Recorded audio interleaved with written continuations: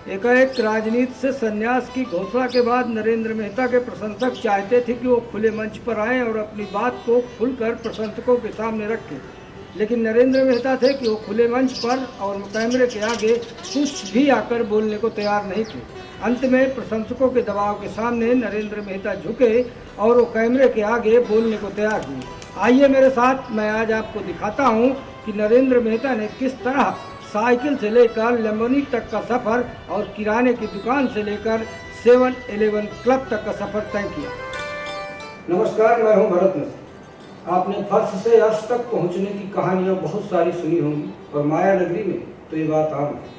आपने सुना होगा कि कई फिल्मी सितारे ऐसे भी थे जिनके पास अपने सुपरस्टार की पिक्चर देखने के लिए टिकट खरीदने तक के लिए पैसे नहीं थे और बाद में वही सुपरस्टार बने। क्रिकेट जगत भी इससे अछूता नहीं है। कई क्रिकेटरों की कहानियां हमने सुनी हैं कि उनके पास ब्रांडेड कंपनी के जूते खरीदने के लिए पैसे नहीं थे और बाद में वही क्रिकेटर उसी जूते की कंपनी के ब्रांड एम्बेसडर बने। व्यापार जगत भी इससे अछूता नहीं रहा। व्यापार जगत में भी कई लोगों ने साइकिल और टांगे से अपना सफर शुरू किया और बाद में मसालों के शहंशाह बने। धीरू भाई अंबानी से लेकर न जाने कितने लोगों की इसी तरह की कहानियां। आज मैं जिस शहर में हूँ, मीरा भाईंदर की बात कर रहा हूँ, मैं मीरा भाईंदर में भी आज आपको एक ऐसी शख्सियत से रूबरू कराऊंगा जिन्होंने अपना सफर तो शुरू किया साइकिल से और किराने की दुकान से, लेकिन आज वो लंबेली के मालिक है और साथ में किराना की दुकान की जगह आज उनके पास कई क्लब, कई होटल और कई तरह की चीजें हैं। आखिर कैसे ये सफर संपन्न हुआ और कैसे ये कर पाए? जी हाँ, मैं शहर के एक ऐसे शख्स की बात कर रहा हूँ जिनका नाम नरेंद्र मेहता है और बहुत कम समय में, अगर मैं कहूँ तो बहुत कम समय में उन्होंने शहर में अपना मुकाम बनाया और पांच टॉप 5 लोगों में अपनी जगह बनाई। आज मेरे साथ नरेंद्र मेहता जी हैं। नरेंद्र मेहता जी ही अपनी पूरी की पूरी कहानी खुद अपनी जुबानी सुनाएंगे। मेहता साहब, सबसे पहले आपको बहुत बहुत स्वागत है हमारे कार्यक्रम में। मैं आपसे सबसे पहले ये जानना चाहता हूँ, क्योंकि बड़ी इंटरेस्टेड कहानी है आपकी। सबसे पहले शुरू करते हैं शुरुआती दौर से। आप मीरा भाईंदर आए कब और आपने सबसे पहले कौन सा काम यहाँ पे शुरू किया आने के बाद? भरत जी, ये एक लंबी कहानी है और बहुत ही हार्ट से जुड़ी हुई कहानी है और इससे लोग प्रेरणा भी ले सकते हैं और इसको लोग क्रिटिसाइज़ भी कर सकते हैं। हम कब भाईंदर में आए मुझे तो याद नहीं, लेकिन मुझे घर से पता चल के 1972 का मेरा जन्म है और मेरे ख्याल से 1975 में मदर फादर हम 2 भाई बहन इस शहर में आए। हम 5 आए और पिताजी की किराने की दुकान थी और मैं जब करीबन 7 साल का था तब शायद पिताजी एक्सपायर हो गए। हमें तो ठीक से याद भी नहीं, वही दुकान देखते थे और फिर मदर दुकान देखती थी। आप सोचिए वो कैसा समय रहा होगा कि 3 बच्चों को देखना, पढ़ाना, लिखाना मुंबई में। उस ज़माने की बात कर रहा हूँ। आज तो सब मॉडर्न है, एजुकेटेड है, पढ़े लिखे। उस समय एक घर की महिला, उस समय हमारी माता ने हमको पढ़ाया भी, शिक्षा भी दी और सुबह दुकान। और किराने की दुकान कितने बजे खुलती है आपको पता है? सुबह 6 बजे खुलती थी। चाय पत्ती लेने लोग आते थे, शक्कर लेने आते थे 6 बजे। और रात को कंपनी का एरिया था, सब कंपनी का काम छोड़ 10 बजे तक आटा चावल इस तरह का ये था। रात को 10-11 बजे बंद होता, सुबह 6 बजे दुकान खोलनी। और दुकान 100 फुट की थी और 100 फुट में हम रहते थे। 200 फुट की दुकान थी। हम वीडियो आज भी जाएंगे तो 10 बाय 10 में दुकान और 10 बाय 10 में हम चारों रहते थे। तो जितना सामान दुकान में उतना ही सामान दुकान के बाहर भी लगता था। मतलब रोज़ सुबह दुकान खोलो, उतना ही सामान बाहर निकालो, रात को उतना ही सामान अंदर लो। इन परिस्थितियों में ये व्यापार हुआ। और मैं जब स्कूल जाता था तो मेरे पास ये जो दूध वाले के पास वैसी बड़ी साइकिल होती थी और मीरा भाईंदर का जो मार्केट था किराने का, धान्य का, वो भाईंदर वेस्ट हुआ करता था। तो खरीदी हम वेस्ट में से करते थे और ईस्ट में लाके बेचते थे। और मैं साइकिल लेके आता था, साथ में झोला लेके आता था। स्कूल छुट्टी थी कुछ दोपहर को 1 बजे और झोले में सामान लेके यहाँ आता था, फिर दुकान चलाता था, फिर सुबह 6 बजे दुकान खोलता था। और अधिकतर स्कूल में मैं लेट होता था क्योंकि दुकान खोल के मुझे भागते भागते स्कूल जाना। इस तरह का एक वातावरण रहा और आप सोचिए क्या वो संघर्ष रहा होगा। हम छोटे छोटे ऐसा है। और फिर एक समय ऐसा आया कि मैं बहुत कंटाल गया क्योंकि स्कूल में पढ़ाई भी ध्यान देने नहीं लगा। पहले मैं रैंक में आता था, बाद में प्रमोटेड होने लगा। 8वीं में मुझे ऐसा समय आया कि अब यार नहीं, 9वीं में 8 पास कर लिया था। 9th में मैं जब गया तब एक समय आया कि यार अब मेरे से नहीं होता है रोज़ सुबह 5 बजे उठो, रात को 12 बजे सो, फिर स्कूल भी जाओ, दुकान भी चलाओ। तो फिर एक दिन निर्णय किया कि दोनों में से एक चीज़ चुनी जाए। तो फिर घर में बड़ा था इसलिए निर्णय हुआ कि स्कूल छोड़ दी जाए ताकि बाकी सब लोग ठीक से पढ़ सकें। और फिर वो निर्णय हुआ। और केवल किराने की दुकान नहीं, जो लोग बीपी रोड पे रहते हैं जुने, वो आज भी आपको गवाह देंगे। बारिश में प्लास्टिक बेचते थे, रक्षाबंधन में राखी बेचते थे, मुझे आज भी राखी बनानी आती है। होली में कलर बेचते थे, नवरात्रि में डांडिया बेचते थे, दिवाली में पटाखे बेचते थे। ऐसे जितने त्यौहार थे, संक्रांत में पतंग बेचते थे, जितने त्यौहार थे वो सब बिजनेस, ताकि उसमें थोड़ा थोड़ा पैसा मिले और वो पैसा जमा करके हम गुजारा करते थे। और इस तरह से ये काम चलता था। और फिर मुझे लगा यार यही जीवन नहीं है कि सुबह 6 बजे उठना, 12 बजे सोना, ये जीवन नहीं हो सकता है, कुछ और करना चाहिए। और फिर मैंने कुछ और करने की सोचना शुरू किया। जब मैं पटाखे का बिज़नेस कर रहा था तो पुलिस वाले ने, जरेकर साहब यहाँ थे, उन्होंने रेड की और मुझे लाइसेंस था लेकिन फिर भी मुझे उठा के लेके गए क्योंकि मैं नाबालिग था। मेरे ख्याल से 14 साल 15 साल का रहा हूँगा और पटाखे की दुकान नाबालिग नहीं बैठ सकते। उन्होंने केस भी किया मुझ पर। और मैं भिवंडी तारीख पे जाया करता था। मैंने जज से भी एक दिन कहा सर बहुत परेशान हूँ, एक तरफ स्कूल एक तरफ दुकान। फिर जज ने भी वो माफ़ी दी, बोला पहला गुनाह है, माफ़ करते। इस तरह से वो केस भी ख़त्म। और एक दिन उस दुकान में आग लग गई और किराने की दुकान अंदर बाहर फटाखे थे, तो फटाखे की दुकान के पूरी की पूरी दुकान जल गई। अब पूरा कारोबार नया खड़ा करना, उसके लिए पैसा, वो सब चीज़ें थी भी नहीं, लेकिन यहाँ वहाँ से लोन लेके। लेकिन फिर मैंने कहा कि किराने की दुकान में उतनी इनकम भी नहीं है। तो फिर लास्ट में कुछ मसाले का होलसेल करने का सोचा, साबू का। इस तरह से एजेंसी लेके कामकाज मैंने शुरुआत की, फिर मसाले का, और उसमें थोड़ा पैसा ज़्यादा मिलने लगा। उस कंपनी का नाम फिर विनोद एंड कंपनी के नाम से हमने शुरू किया था और फिर इस तरह से किया। और उस समय माल पहुंचाने के लिए रिक्शा भाड़े पे लेना पड़ता था, तो वो रिक्शे वाले को पैसा दो, फिर कमाई देखो तो वो भी ज़्यादा नहीं बचता था। तो मुझे याद है फिर हमने एक उस समय 7-8 हज़ार में एक रिक्शा ख़रीदा। मैं दिन में उससे माल पहुंचाता था, रात को रिक्शा चलाता था, तो रिक्शे के भी पैसे आते थे। होलसेल में व्यापार करता था, उसका ही पैसा आता था, मेरा जो भाड़ा था वो भी बच जाया करता था। तो इस तरह का वातावरण था। फिर 18 साल की, जब मेरे ख्याल से 18 साल का रहा, तब फिर मदर का देहांत हो गया। ये सब था। और उस बीच में मैंने फिर केबल का बिज़नेस भी मैंने शुरू कर दिया। और इस तरह से ये मेरा एक रहा कि साइकिल से लैम्बोर्गिनी की जर्नी कैसे हुई। तो ये साइकिल की जर्नी इस तरह शुरू हुई और लैम्बोर्गिनी तक कैसा पहुंचा मैं आपको बताऊंगा। तो ये एक बहुत ही, और ये मैंने बहुत आपको सरलता से बताया। उस समय का वातावरण ऐसा था, रोज़ मारपीट, दादागिरी, गुंडागर्दी, लोग पैसा खा जाए, कोई उधार नहीं देता था हमको, क्या क्या, मतलब बहुत दुख। ये तो बहुत सरलता से मैंने बता दिया। इसके पीछे एक इतिहास छुपा, अगर याद भी करूं तो शायद रोना आ जाए। उतना संघर्ष करके यहाँ तक पहुँचे हैं।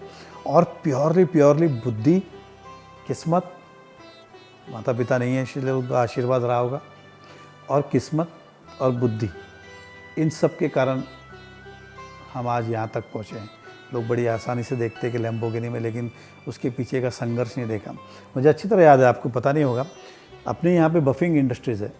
ये जितने बफिंग वाले जुने हैं वो सब जानते हैं। तो ये जितने न्यूज़पेपर आते हैं ना, न्यूज़पेपर, वो 2 रुपये किलो हम, उस समय का भाव था उसका। तो ये न्यूज़पेपर पढ़ने के बाद हम लोग ख़रीदते थे उसको और बफिंग वाले को बेचते थे। उसमें पेपर में ग्लास वगैरह को वो लोग बांधते थे ऐसे। मुझे याद है, मीरा भाईंदर में फैक्ट्री ज़्यादा होने के कारण पेपर थोड़ा महंगा था। गोरेगांव वगैरह में बफिंग की फैक्ट्री कम थी, इसलिए पेपर सस्ता था। अब सस्ते का डेफिनेशन क्या था, 10 किलो का 20 रुपया, तो वहाँ पे 18 रुपये में मिलते थे। मैं 2 रुपये के लिए, मुझे याद है, मैं ट्रेन से जाता था, 20 किलो उठा के लेके आता था।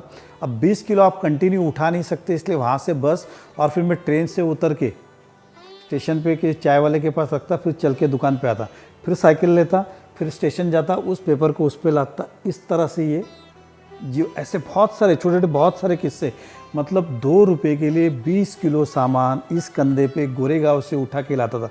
लेकिन ट्रेन की टिकट परवड़ती नहीं थी। तो मुझे आज भी याद है क्या करता था मैं उस समय। ट्रेन, अभी मुझे आज का नहीं पता, लेकिन ट्रेन की टिकट जो है वो 2 घंटे 2.5 घंटा उसकी टाइम रहता है, 2-2.5 घंटा चलती है। तो मैं एक टिकट में 2 बार सफ़र करता था ताकि उस पेपर की कॉस्ट कम आए।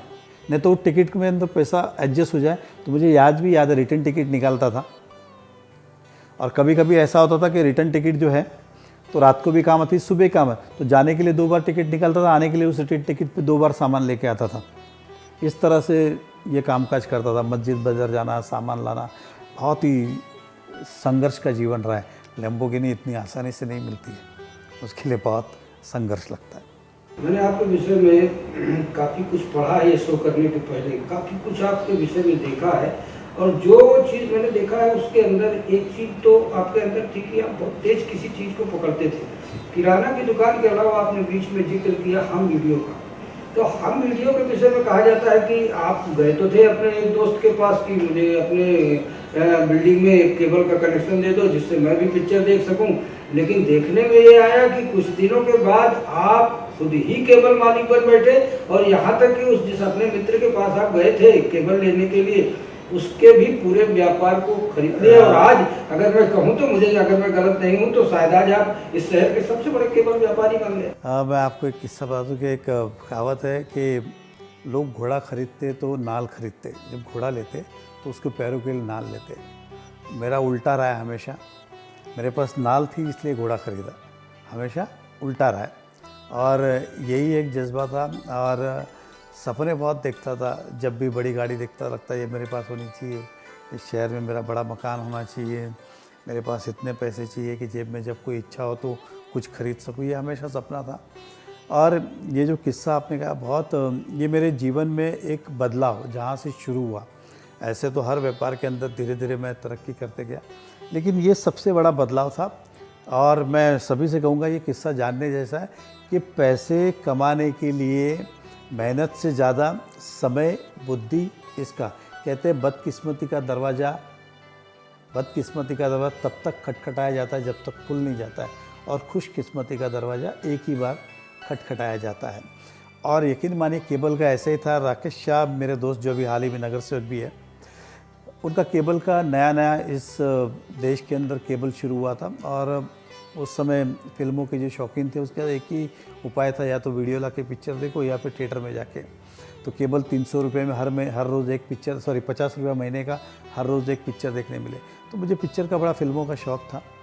तो राकेश शाह इन्होंने केबल शुरू किया था। मेरे जहाँ मैं रहता था उसके 2 बिल्डिंग पीछे वो रहते थे। तो उनको मैंने कहा कि मेरे घर में भी कनेक्शन लगा दो। तो उसने कहा कि 300 रुपया कनेक्शन के लगेंगे। आप बात तो ध्यान से सुनिएगा जनता को, 300 रुपया कनेक्शन के लगेंगे। मैं बोला कोई बात नहीं, कर दो। तो उसने कहा कि तुम्हारी बिल्डिंग 2 बिल्डिंग आगे है तो मेरा खर्चा ज़्यादा होगा, तुम 8-10 लोगों को तैयार करो तो मैं उस बिल्डिंग में डालूँगा। तो मुझे शौक़ था, तो मैं अपने बिल्डिंग में सब परिचित लोगों को मिला, ऐसे केबल चालू हुआ है, हम लेते 300 रुपया कनेक्शन चार्ज, 50 रुपया महीने का है। तो ऐसे 10 लोगों की लिस्ट बनाई मैंने, और आप मानेंगे नहीं, विथिन सेकेंड, क्योंकि मारवाड़ी हो बनिया हो, तो विथिन सेकेंड मेरे मन में ख्याल आया यार मैं 3000 रुपया इसको दूँ, फिर 50 रुपये के हिसाब से 10 महीने का 500 इसको दूँ। तो मेरे को लगा क्यों ना व्यापार मैं ही शुरू कर दूँ। उन दिनों 5000 रुपये में VCP आता था, 10,000 में VC और 5000 में VCP। तो मैंने जाके वो 3000 लिए, 5000 अपने 2000 डाले, 5000 का VCP लेके आया, और मैंने खुद ने ही वो केबल शुरू कर दिया। मेरे बिल्डिंग में 15-20 कनेक्शन हो गए।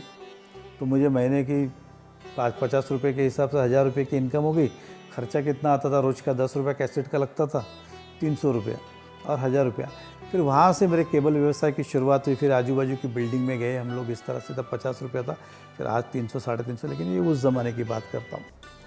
और ये एक बड़ा परिवर्तन आया कि मैंने पब्लिक के पैसे से ना उनका नुकसान किया, ना किसी को चिटिंग किया। एक ऐसा व्यापार किया जिसके अंदर लोगों को एंटरटेन भी मिला, मुझे पैसा भी मिला, और एक शुरुआत हुई नए काम की। और वहाँ से बड़े तेज़ी से फिर हमने केबल की शुरुआत की। फिर भाईंदर ईस्ट के अंदर करीबन हज़ारों में हमारे कनेक्शन हुए। एक समय ऐसा आया कि राकेश शाह को भी अपना केबल वो भी मैंने ख़रीद लिया।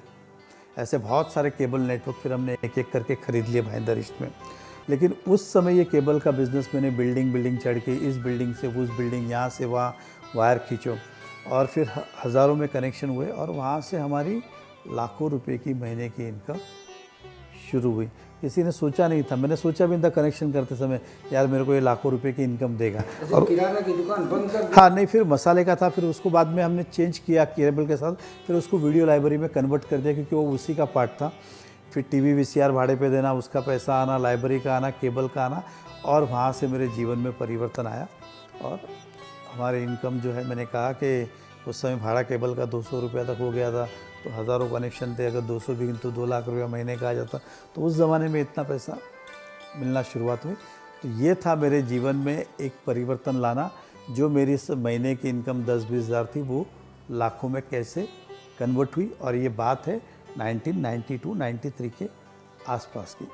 ये रहा आपकी जो एक बड़ी तेज़ी से प्रोग्रेस करने की जो एक इच्छा थी आपके अंदर, उसने आपको रुकने नहीं दिया। आप किराने के बाद सीधे आ गए केबल के धंधे में। और जब केबल के धंधे से जो फिर मैं आपकी जो हिस्ट्री पढ़ता हूँ, उससे जब मैं आपको आगे एक कदम और देखता हूँ, तो आप मोटर लाइन में आ गए। आपने बॉम्बे मोटर करके डाला, बॉम्बे मोटर में डाल के यहाँ तक कि उसी से आपने अभी। हाँ, तो बॉम्बे मोटर की कहानी क्या है? ये भी एक अच्छा किस्सा। मैं लोगों से ये कहूँगा, ये जो मुझ पे आरोप लगते हैं ना कि भ्रष्टाचार, ये वो, दुनियादारी, सब बकवास है। एक आप समझ के, चोर चोरी करके कभी बड़ा नहीं होता है। मैं मानता हूँ पैसा बहुत आसान है कमाना इस देश में, इस ख़ास तौर पे मुंबई में पैसा कमाना बड़ा आसान मैं मानता हूँ। मुश्किल है कुछ कमाना तो लोगों का विश्वास। पैसा कमाना बहुत आसान। तो मैंने कहा कि लोगों को एक एग्जाम्पल सेट किया, केबल कैसे शुरू हुआ, कैसे इनकम हुई, कैसे हम आगे बढ़े। गाड़ियों का ऐसा था, जब मैंने कहा कि मेरी इनकम लाखों में आ गई, तो जाहिर सी बात है आदमी क्या देखता है उसके बाद, कि अपनी एक कार हो। मुझे गाड़ियों का ही शौक़ रहा है आज तक की इस पे पूरी लाइफ जर्नी में। मुझे एक ही शौक़ रहा है, वो है कारों का। इसके अलावा मेरे कुछ शौक़ नहीं रहे। तो उस समय मुझे कार लेनी थी, और उस ज़माने में ऐसा था कि लोन बड़े मुश्किल से मिलते थे। आपका रेफरेंस, आपका बैकग्राउंड, और केबल बिज़नेस ब्लैक लिस्टेड था, क्योंकि उस समय ये कहते थे गुंडे मवालियों का काम है, कहाँ केबल का बिज़नेस है, तो लोन कोई देता नहीं था। तो इतने दफ्तर के चक्कर लगाए एक एजेंट के साथ, इतने दफ्तर के चक्कर लगाए, कभी लॉयड फाइनेंस, कभी एस्कॉर्ट फाइनेंस, कभी आई, ये जितने फाइनेंस के, इन जा जाके ये सारा बिज़नेस मेरे दिमाग में उतर गया। और मैं जिससे गाड़ी ले रहा था, तो उसकी ब्रोकरेज जो है, उस समय वो 40,000 रुपये के 30,000 रुपया मांग रहा था कि मुझे मेरा फ़ीस देना होगा। बोले यार, ये आदमी एक गाड़ी लेता 30-40 हज़ार रुपया कमा लेता है, और मुझे फाइनेंस मिल नहीं रहा है। तो ऐसे कितने सारे लोग हैं इस ज़माने में जिनको फाइनेंस कैपेसिटी है लेकिन मिलता नहीं है। आप देखिए कि इस देश में आज भी जो कंपनी का मालिक है ना, उसको लोन नहीं मिलता, लेकिन जो उसके पास काम करता है ना, उसको लोन मिल जाता है, क्योंकि उसकी सैलरी स्लिप है, ये है, वो है। बहुत सारी ऐसी कंपनियाँ हैं, जो व्यक्ति काम करता है, एम्प्लॉय, उसको लोन मिल जाता है और मालिक को नहीं मिलता है। ये रहा। उस ज़माने भी वैसे ही था। आपकी 50 लाख की दुकान है, आपको लोन नहीं देंगे क्योंकि आपकी इनकम टैक्स क्राइटेरिया, लेकिन किसी का अगर 3 लाख का मकान भी है तो उसको लोन मिल जाएगा। नहीं पर तो ऐसे सोच के कारण मैंने उस समय एक सोच बनाई। ध्यान से सुनिएगा वापस, ये भी किस्सा कि पैसे कैसे बनाए जाते हैं। अब मुझे गाड़ी खरीदनी 1, मुझे अपने गाड़ियों का बिज़नेस शुरू करना 2, और मैं ही फाइनेंस करूँगा 3, और पैसा नहीं। अब ये करना कैसा है? तो फिर मैंने कहा कि मैं मारवाड़ी, मैंने अपना एक दिमाग अप्लाई किया। और इस शहर में बहुत सारे लोग, मैं अगर उदाहरण नाम लूँ तो चंद्रकांत बैती जी है, जयंत पाटिल है, अरुण कदम है, याकूब कुरैशी है, प्रफुल्ल पाटिल थे, ये सब बड़े बड़े जितने नाम हैं, ये कभी उस ज़माने में मेरे मेंबर हुआ करते थे। एक स्कीम, मैंने एक स्कीम निकाली, महीने का 1,000 रुपया भरो। ऐसे करते करते करीबन 2-2.5 हज़ार मेंबर हुए, तो महीने का 25 लाख, साल का 3 करोड़ रुपया मेरे पास आता था। और उसी पैसे को मैं उनको गाड़ी में फाइनेंस करता था।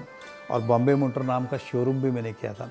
मेरे 1,000 रुपये इस भाईंदर में करीबन नहीं तो 8-10 हज़ार लोग मेरे मेंबर रह चुके होंगे। ये सभी लोग वो जानते हैं कि ये हकीकत है। उनको उनके पैसे के बदले में बढ़ के मिलता था।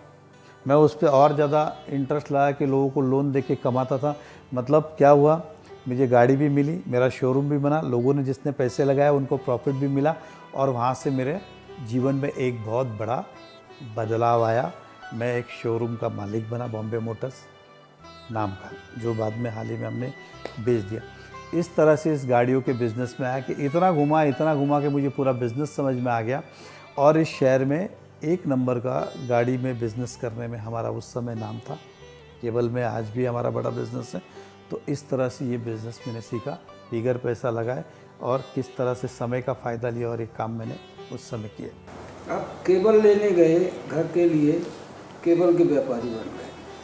आप कार लेने के लिए निकले, लोन लेने के लिए, आप कार के व्यापारी बन गए। अब एक इसी से जुड़ा हुआ एक कहानी और आगे आपकी मैं बनाता हूँ कि उस समय जब ये तब की बात है कि इस शहर में एक ही बड़ा नामचीन क्लब हुआ करता था। वो क्लब की मेंबरशिप भी थी अपनी एक, जो उनकी उस समय फीस रही होगी वो मुझे ज़्यादा जानकारी नहीं। वो भी एक क्या कहानी इसी से मिलती जुलती है कि क्या हाँ, क्लब नहीं, में मेरे क्लब का मेंबरशिप लेने और आपने खुद का अपना एक क्लब खोल डाला नहीं, था। ये 100% से मैं तो कहा ना कि हमेशा बदकिस्मती का दरवाज़ा बार बार खुश कर, जब वो एक बार मेरे लिए खटखटाता मैं वो दरवाजे खोल देता हूँ। और ये एक अच्छा रहा कि मेरे में हमेशा एक बिज़नेस, शुरू से बिजनेसमैन रहा हो, तो एक हिम्मत रहा है, गट्स रहा है कि कुछ भी कर लो, आगे का आगे देख लेंगे। ये आपने एक बड़ा अच्छा सवाल किया कि इस मीरा भाईंदर के अंदर जीसीसी नाम का एक क्लब आज भी है। मैं उनका कोई कंपैरिजन नहीं कर रहा हूँ, लेकिन वो अपनी जगह पे है। उस समय मेंबरशिप, क्योंकि मैंने अब आदमी को कहा कि मेरे पास गाड़ी भी थी, शोरूम भी था, अब आदमी कुछ चाहता है कि थोड़ी क्लब मेंबरशिप हो, इस तरह की लाइफस्टाइल चेंज करता है वो। तो उस समय उनकी मेंबरशिप कुछ 25-30 हज़ार रुपया थी उस ज़माने में। ये बात है सन 2000 की, 1999 की। तो 1999 में अब क्लब में मेंबर बनने जाते तो अकेला जाता नहीं है व्यक्ति, अपने दोस्तों को लेके जाता है। तो मैंने अपने दोस्तों को कहा यार चलो जाएंगे क्लब मेंबरशिप लेते। ऐसे मैंने एक 5-6 दोस्त तैयार किए। तो 6 दोस्त का पैसा होने लगा 2 लाख रुपए के आसपास। तो मैंने कहा यार ये उसको 25-25 हज़ार दो, ऐसे चलो मैं अपना सर्कल जो है, मेरा बहुत बड़ा एक सर्कल है, मैं अपना ही क्लब क्यों नहीं बना लूँ। आप यकीन मानिए मैंने अपने खास 100 लोगों को फ़ोन किया, मैं क्लब बना रहा हूँ, मेंबर बने हुए क्या, मेंबर बने हुए क्या ये। और आप यकीन मानिए मुझे 25-25 हज़ार के 100 नाम के कन्फर्मेशन हो गए। मुझे 25-30 लाख रुपए वही आए। उसी पैसे से मैंने ज़मीन खरीद ली क्लब के लिए। आप देखिए मैंने वही पैसे लिए, उसी पैसे से क्लब के लिए ज़मीन खरीद लो, जो blue moon club golden nest में आप देख रहे हो। बाद में उसे मैं बताता हूँ किस लिए बेचा। तो वो क्लब वहाँ बनाने का निर्णय हुआ। अब बनाने के लिए पैसे चाहिए, तो मेरे पास जो स्कीम के पैसे आते थे, मोटरसाइकिल के स्कीम के पैसे, उस समय शोरूम भी तो वो पैसा हमने बनाने के लिए यहाँ पे इन्वेस्टमेंट किया। फिर धीरे धीरे वो मेंबरशिप बनी। तो 85% कंपनी के पार्टनर हम थे, 15% मेरे दूसरे दोस्त थे। तो मेजर स्टेक उस कंपनी में हमारा था। और देखते ही देखते ये क्लब 1999 में हमने बनाना शुरू किया। 1 साल में तो मैंने क्लब बना दिया पूरा, और करोड़ों रुपए जनता के ही पैसे आए, पब्लिक का, उनको मेंबरशिप मिली, मेरा क्लब बन के तैयार हुआ।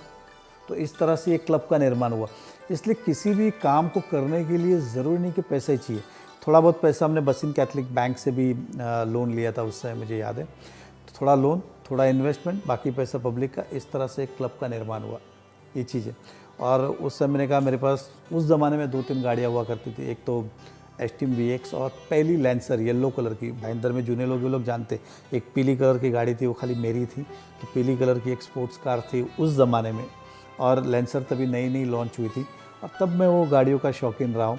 और क्लब भी बना, बॉम्बे मोटर भी बना, और मेरे पास गाड़ियाँ भी आई। ये सब और किस तरह से आई मैंने बताया। केबल का बिज़नेस कैसे शुरू हुआ, बिगर पैसे बिज़नेस तो शुरू हुआ, इनकम भी शुरू हुई। गाड़ियों का बिज़नेस कैसे हुआ, गाड़ी तो मिली, शोरूम भी मिला, पैसा भी मिला। एग्जाम्पल, क्लब कैसे शुरू हुआ, तो क्लब के अंदर मेंबरशिप के पैसे भी आए और एक मेरी एसेट और प्रॉपर्टी भी बनी। लेकिन बाद में किसी कारण मुझे वो क्लब, पार्टनर के आपसी मतभेद के कारण मुझे वो क्लब अपना शेयर बेचना पड़ा। और जब मैंने वो शेयर बेचा, आप यकीन मानिए वो शेयर्स जब मैंने बेचा, तो मैंने उसमें से 5-6 छोटी छोटी चीज़ें ली। एक वो आप जो CN रॉक होटल देख रहे हैं, वो जगह हमने 1999 में 100 लोगों ने मिलके, दोस्तों ने मिलके ख़रीदी थी। बाद में सबको अलग किया, वो जगह हमने रखी। ये जो स्कूल जहाँ आप बैठे 7 स्क्वायर, ये जगह भी उसी समय हमने ख़रीदी। क्लब का जब पैसा बेचा, उस ज़माने में ये जगह जो है, आपको बता दूँ, ये आप यकीन नहीं करें, ये जगह 50 रुपया फुट, 60 रुपया फुट मिलती थी। मैं 2000 की बात करता हूँ। ये फ्लैट का रेट ही 600 रुपया, 550 था उस समय। तो ये जगह हमने उस समय 50 रुपया 100 रुपया फुट के आसपास ये जगह खरीदी है। थोड़े पैसे जो आप आज क्लब देख रहे हैं 7-11, लोग कुछ भी बहाने बनाए, ये ज़मीन उस समय खरीदी गई है। और वो ज़मीन का तब रेट क्या था आपको पता है, 10 रुपया फुट, 20 रुपया फुट, क्योंकि नो डेवलपमेंट जोन है ऐसा। तो इस तरह से जब वो क्लब बेचा, तो उसका सारा पैसा इधर अलग अलग जगह पे इन्वेस्टमेंट किया गया, जो फिर ये सारी चीज़ें बनी और एक धीरे धीरे इनकम देती रही। तो क्लब इस तरह से बना और इस तरह से बिका।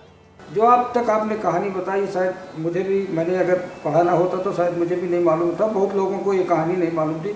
और मुझे उम्मीद है कि मेरे इस शो के माध्यम से लोग इस कहानी को समझ भी पाएंगे और अच्छी तरह से जान भी पाएंगे। लेकिन जिस चीज़ के लिए आप जाने गए पूरे शहर में, आपकी जो कंपनी बनी 7-Eleven कंपनी, इसको लेकर के बड़े विवाद आए, बहुत विवाद हुए। और इसी को लेके अधिकतर लोग आपको इसी के नाम से ज़्यादातर जानते हैं कि आपने स्कूल बना डाला, आपने सिराक होटल इतना बड़ा बना डाला, आपने इतना बड़ा क्लब बना डाला। आखिर इसकी 7-Eleven कंपनी की आपकी क्या कहानी है, इसको किस तरह से खड़ा किया, और ये जो सारा का सारा एक साम्राज्य आज दुनिया को दिख रहा है, ये कैसे खड़ा किया आपने? देखिए, मैं एक आपको बड़े स्पष्ट रूप से कहता हूँ, आदमी जब सार्वजनिक जीवन जीता है तो उसके ऊपर बहुत सारे आरोप प्रत्यारोप लगते हैं, वो भले खुद का डाल के करे। तो मैं उदाहरण देता हूँ कि हमारा एक गणपति मंडल बीपी रोड पे हमने शुरू किया था 1985 में, 25 साल हो गए।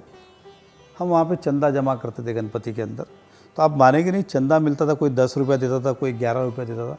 मुश्किल से हम 15-20 हज़ार जमा कर पाते थे और ख़र्चा होता था उस समय लाख रुपया। लेकिन लोग क्या बोलते थे, 2 लाख रुपया जमा किया, बाकी पैसा खा गए, ऐसा वैसा। अब जमा हुआ 20,000, 80,000 घर के गए, लेकिन आरोप ये होता था कि ये पैसे खा गए। आप किसी भी बिल्डिंग का चेयरमैन सेक्रेटरी ले लो, वो अपने जेब का पैसा भी डाले, लेकिन आरोप ये लगता है कलर किया तो पैसा में गड़बड़ क्या रहेगा, इसमें क्या। तो ये एक कुदरती देने में किसी को उस पर करता नहीं, ये कुदरती देने हम कुछ भी करें तो वो आरोप लगते हैं। एग्जाम्पल 7-Eleven भी ऐसी बात है कि जिस तरह से तरक्की हुई है, और मैं उस समय राजनीतिक क्षेत्र से जुड़ा हुआ था, तो लोगों का काम था आरोप करना। मतलब सीधा है, कुछ भी आया तो आरोप कर दो, एक सिंपली ऐसा। अगर मान लो कोई सरकारी नौकर है, वो काम कर रहा है, और उसके घर पे अगर मान लो अगले दिन टीवी आया, तो पड़ोसी क्या कहेगा, ये कुछ गड़बड़ करके आया इसलिए टीवी। भले उसने खुद को गिरवी रख के बैंक से लोन लेके लाया रहेगा, उसमें किसी को इंटरेस्ट नहीं, इसने गड़बड़ किया इसलिए आया। मान लो अगर उसने कार खरीद ली अपनी कोई खानदानी ज़मीन बेच के, तो भी यही आरोप आएगा कि उसने गड़बड़ किया। उसी तरह से इस कंपनी को हमेशा, क्योंकि ये कंपनी मीरा भाईंदर्स में सबसे तेज़ी से आगे बढ़ने वाली कंपनी बनी, लेकिन वो अपने एजेंडा पे, अपने एम पे, अपने कार्यशैली पे ये कंपनी आगे बढ़ी। कोई दादागिरी करके, गुंडागिरी करके ये सब कंपनी नहीं बढ़ी। 7-Eleven कंपनी ओरिजिनली, इस कंपनी का नाम संकेत था, ये 1995 के अंदर फॉर्म हुई। मेरे ख्याल से 2002 में या 3 में इसका नाम बदल के हमने 7-Eleven कंस्ट्रक्शन प्राइवेट लिमिटेड किया। मैं ही इसका फाउंडर और चेयरमैन में ही था। और इस तरह से एक 7-Eleven होटल का भी निर्माण किया, 7-Eleven होटल प्राइवेट लिमिटेड, उसका भी चेयरमैन और फाउंडर मैं ही बना। फिर बाद में राजनीति क्षेत्र में सक्रिय होने के कारण मेरे ख्याल से 2006 या 7 में मैंने इस कंपनी से, या और मेरे सभी लोग ने पूरी तरह से 100% रिज़ाइन कर दिया। उस कंपनी में हमारा इन्वेस्टमेंट हुआ तो आज भी है, लेकिन उस समय से हमारा डे टू डे काम में इंटरवेंशन ख़त्म हो गया, हम सब ने रिज़ाइन किया। ये कंपनी धीरे धीरे तरक्की अपने आधार पे करती गई। इसका मूल बिज़नेस रहा है कंस्ट्रक्शन, प्रॉपर्टी, ट्रेडिंग, ये इसका मूल बिज़नेस रहा है, और इस कारण ये कंपनी बढ़ी। शहर के अंदर प्रॉपर्टी के अंदर ऐसे 10 बिल्डर होंगे, नहीं 150 बिल्डर हैं, मैं अब नाम लेना उचित नहीं समझता हूँ, जो कभी खेती करते थे आज वो अरबपति है, कभी किसी चीज़ का व्यापार करते थे अरबपति है। ऐसे 500 लोग होंगे अलग अलग क्षेत्र के। मीरा भाईंदर में भी से 8-10 लोग होंगे जो ज़मीन से उठे और आज एक मुकाम पे। लेकिन ये कंपनी, क्योंकि मैं राजनीति में जुड़ा हूँ, इसलिए इस कंपनी में जो भी है वो गड़बड़ है। आपको बताते हुए गर्व महसूस होता है इस कंपनी के बारे में। लोग कुछ भी हो, इस शहर में सबसे ज़्यादा रोजगार किसने दिए, एक सिंगल कंपनी ने, तो वो 7-Eleven ही। कौन सी ऐसी कंपनी है भाईंदर में जिसने 2000 लोगों को काम दिया है, ये वो 7-Eleven ही। इस शहर में सबसे ज़्यादा हाउस टैक्स कौन भरता है, इस शहर का म्यूनसिपल का हाउस टैक्स रेवेन्यू मेरे ख्याल से 125 करोड़ 100 करोड़ के आसपास है, टॉप 5 में आती होगी हाउस टैक्स भरने में। डेवलपमेंट चार्जेस जो नए कंस्ट्रक्शन के होते हैं वो भी टॉप 5 के अंदर करीबन साल का 4-5 करोड़ रुपए डेवलपमेंट चार्ज म्यूनसिपल कॉरपोरेशन को भरती है। अब चार्ज वो आपके लिए, मेरे लिए, किसी और के लिए, सबके लिए एक ही। ये कंपनी 5 करोड़ रुपए डेवलपमेंट चार्जेस, 40 करोड़ रुपए हाउस टैक्स अंदाज से भरती है। किसी साल ज़्यादा होता है तो किसी साल कम होता है। ये कंपनी इस तरह का काम इस मीरा भाईंदर में कर रही है। सबसे ज़्यादा पेड़ किसने लगाए इस शहर में, और मैं कहता नहीं, ये किसी को अगर आना है तो देखिए, मेरे घर के अंदर कम से कम 200 पेड़ है। कितने? 200। बंगले में, ये स्कूल कैंपस में आप देखिए, इसमें करीबन आपको 300-400 पेड़ मिलेंगे। आप स्कॉलस्टिक जाइए, वहाँ आपको पेड़ मिलेंगे। जिस क्लब की बात कर रहे हो वहाँ पे कभी खेती, नमक की खेती, मतलब उस तरह खारी ज़मीन थी। एग्जाम्पल, पहले चावल बनता था, बाद में खारी हुई ज़मीन। आज वहाँ पे 1000 से ज़्यादा झाड़ है। कितने? 1000 से ज़्यादा। आप CN रॉक होटल पे जाइए, 4000 से ज़्यादा झाड़ को हमने नए से लगाया और उस लेवल तक उस लेके गए। तो पर्यावरण के एंगल पे अगर एक कंपनी ने सिंगल लार्जेस्ट किसी ने झाड़ लगाए तो वो भी 7-Eleven ही है। इस मीरा भाईंदर के अंदर टॉप 5 टॉप 10 के अंदर इनकम टैक्स भरने में ये कंपनी है। तो ये इनकम टैक्स भी हम किसको भरते हैं? गवर्नमेंट को। गवर्नमेंट का पैसा किसको आता है? स्टेट, स्टेट से कॉरपोरेशन। ये कंपनी को यूँ ही बदनाम, रोज़गार में आगे, आप अगर झाड़ लगाने की बात करो तो आगे, इन सभी क्षेत्र के अंदर ये आगे रही। अब हम पानी की बात करते हैं, लोग कुछ भी कहें। आप मेरे बंगले में जाइए, रेन वाटर हार्वेस्टिंग मिलेगा। आप मेरे स्कूल में जाइए, रेन वाटर हार्वेस्टिंग मिलेगा आपको। CN रॉक में जाइए, रेन वाटर हार्वेस्टिंग मिलेगा। इस शहर के अंदर CN रॉक के पीछे लोग कुछ भी बोले, तालाब बुझाए, आप आज भी जा सकते हैं। 10,000 टैंकर, कितने? बारिश का पानी जो नाले में बह के खाड़ी में आता, 2 साल पहले हमने उस पानी को रोकने की व्यवस्था की। 10,000 टैंकर पानी को आज हम बारिश का जाने वाला रोकते हैं। वो पानी ज़मीन के अंदर होता है या इवेपोरेट्स होता है। वो पानी आने वाले समय में ज़मीन को मीठा करता है और ज़मीन के अंदर पानी की मात्रा बढ़ाता है। ये काम भी हमने किया। लोगों ने आरोप प्रति आरोप किए, सिर्फ क्या बोलते हैं ना, आप एक बुराई देखते हो 99 अच्छे अंदर। इस कंपनी ने इतना सब कुछ किया। दूसरी सबसे बड़ा, इस कंपनी ने जो कुछ कमाया वापस इसी शहर के अंदर लगाया, किसी और जगह लेके नहीं गए। बाकी लोग कमाते हैं, कोई गांव में रखता है, कोई दुबई में रखता है, कोई किधर रखता है। इस कंपनी ने ईमानदारी के साथ कमाया, ईमानदारी से सारा पैसा वापस इसी शहर में इस कंपनी ने लगाया। तो आरोप प्रति आरोप जितने भी थे, मैं उसका निषेध करता हूं और उनसे यही कहूँगा कि बगैर इस चीज़ के आरोप प्रति आरोप आप लोग ना करें। दूसरा, आप देखेंगे तो इस शहर में 7-Eleven ने कोई भी काम छुपाया नहीं। किसी अच्छे आदमी ने कहा था, जब काम ईमानदारी से करते हो तो बिंदास करो, खुलेआम करो, छुपके मत करो।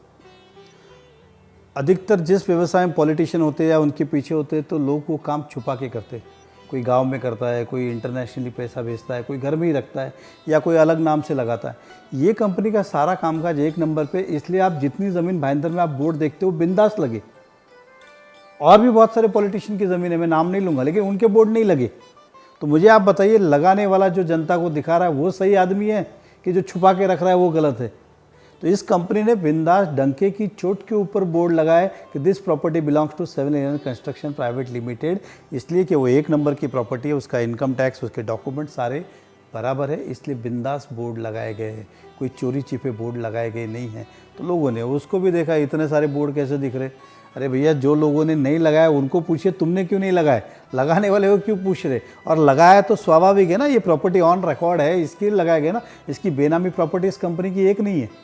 नहीं, 7-Eleven ने आपके छोड़ दिया, लेकिन 7-Eleven पे सबसे ज़्यादा TDR को लेकर उंगलियां उठी।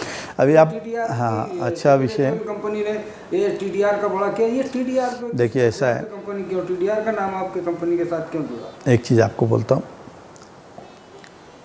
जो कॉन्सेप्ट नया आता है, कुछ कुछ चीज़ें हर बार नहीं आती है, सरकार की पॉलिसी ये वो। मीरा भाईंदर में 2003 में TDR देने की व्यवस्था शुरू हुई। इस शहर के अंदर 2 प्रकार की ज़मीन है। ज़मीन तो सब किसी ना किसी ओनरशिप की है, कॉरपोरेशन की नहीं है। मतलब किसी ना किसी ज़मीन, जो हम यहाँ के जुने किसान बोलते हैं, गांव वाले, उनकी है। उन्होंने आपको बेची, आपने मुझे बेची, मैंने उनको बेची, उसने उसको, इस तरह का साइकिल चलता है। लेकिन 2 प्रकार की ज़मीन है। एक वो R जोन जिसमें बिल्डिंगें बन सकती है, एक वो ज़मीन जो रिजर्वेशन है जिसके अंदर आपको म्यूनसिपैलिटी को देके TDR लेना है। एक चीज़ है। अब बहुत सारी ज़मीनें हमारे पास, हमने रिजर्वेशन की खरीदी, वो म्यूनसिपैलिटी को दी, उसका TDR लिया। ये कोई भी जाता तो उसके लिए भी वही प्रथा है। वो गांव वाला जाता तो भी, आप जाते तो भी, अमीर आदमी जाए या गरीब आदमी जाए या सामान्य आदमी जाए, सबके लिए वही है जो इस कंपनी को मिला। तो गलत क्या? अब सोचने वाली बात यह है कि इस शहर में 2 प्रकार के लोग हैं। आपके पास भी ज़मीन है, मेरे पास भी ज़मीन है। मेरे पास मतलब 7-Eleven ने अपनी ज़मीन म्यूनसिपैलिटी को दी, TDR ले लिया। आपने अपनी ज़मीन अभी तक अपने पास ही रखी, TDR लिया ही नहीं। अब मुझे बताइए, इन दोनों में से अच्छा व्यक्ति कौन, देने वाला कि नहीं देने वाला? अगर ये ज़मीन नहीं दी होती तो इस शहर में एक भी आज गार्डन, प्लेग्राउंड, मार्केट नहीं होता। बहुत लोगों ने ज़मीन दी। अगर ये लोग ज़मीन ही ना देते तो ये गार्डन कैसे बनता, हॉस्पिटल कैसे बनते, मार्केट कैसे बनते, ये सब चीज़ें, रोड कैसे बनते? ये सभी लोगों ने अपनी अपनी ज़मीनें दी रिजर्वेशन के अंदर, रोड के अंदर, म्यूनसिपल कॉरपोरेशन को। इसलिए ये बना ना। और कुछ लोग आज भी दबाए बैठे जो नहीं दे रहे, मुझे उसके नाम भी पता है, अच्छे अच्छे नेता के पता है, लेकिन मुझे बोलना नहीं। तो इस कंपनी ने तो हमेशा लोगों के हित का काम किया। अगर वो ज़मीन नहीं देती तो रिजर्वेशन भी नहीं बनता। तो इस कंपनी से ज़्यादा से ज़्यादा ज़मीन दी, TDR ली। अब TDR लिया तो लोगों को ये खिलता, मैंने जैसे कहा ना, TDR क्यों लिया? अरे वो तो आप देते तो आपको ही मिलती, आज दोगे तो आज भी मिलेगा।